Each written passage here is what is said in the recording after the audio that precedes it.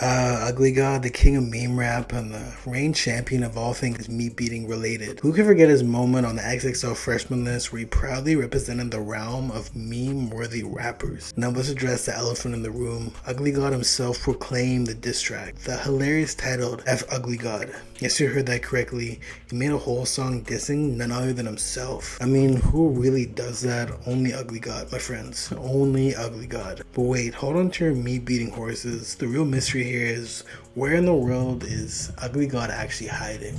It seemed like he vanished into thin air for ages until we recently actually resurfaced, dropping not one but two loose tracks on SoundCloud. First of all, that's the scandalous claim that Ugly God pulled a classic oops, got a woman pregnant, move on, use the old, I gotta take care of the kid excuse.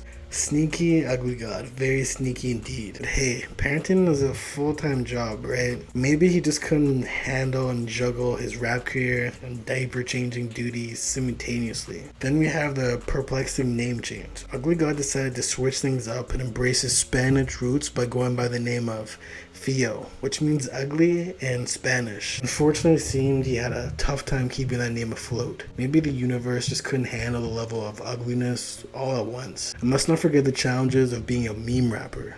It's not easy feat to maintain your street cred while simultaneously making the internet laugh. Perhaps Ugly God realized that being a walking meme encyclopedia was taking a toll and decided to take a breather. After all, you can only beat your meat and drop fire tracks for so long before it starts kind of wearing you down. Conspiracy theorists suggest that label issues played a role in Ugly God's disappearance. You know, the classic case of elusive record deal. Maybe the industry just couldn't handle his unique brand of genius and needed to take a step back to regroup and plot his triumphant return. It's really interesting how his career is starting to pan out, but let's dive deep onto how he really became and where exactly he fell off and what happened to him.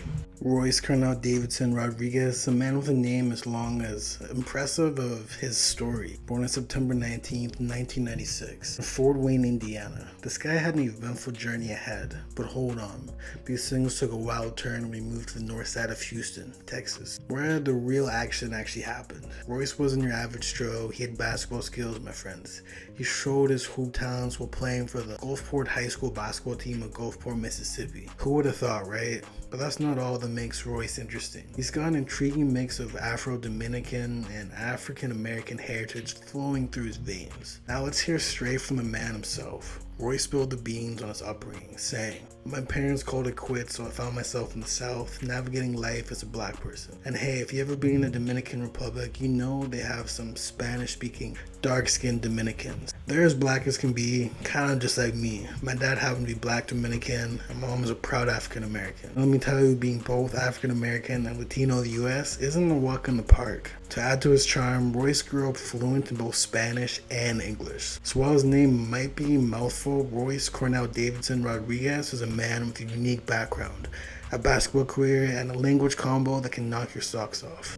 During 7th grade, there was a young lad who went by the uncomfortable name of Pussy Baking during his middle school years. Yes, you heard that right. I can only imagine the looks he must have gotten when introducing himself. Fear not, for a hero decided to undergo a name transformation, and thus the legendary Ugly God was actually born. Social regions and parental influence played a role in the decision, but he also claims that the name just sprang out of his mouth like a improvised comedy. On that fateful day, July 27, 2015, he unleashed a song upon the world that went by the very interesting title called I Beat My Meat. The viral sensation racked up to a whopping 33 million views.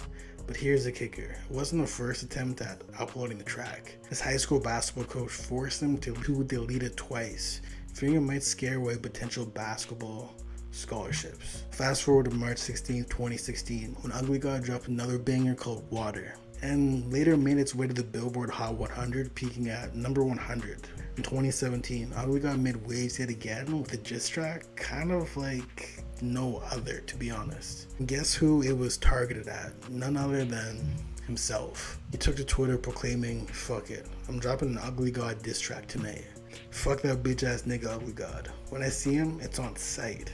This self-devastating anthem featured wickedly clever lyrics, and Ugly God even claimed he's jumped on Halloween 4 years prior. This masterpiece found its place on his mixtape called The Booty Tape, which soared to number 27 on the Billboard 200 charts. And man, the Booty Tape name is such a interesting name.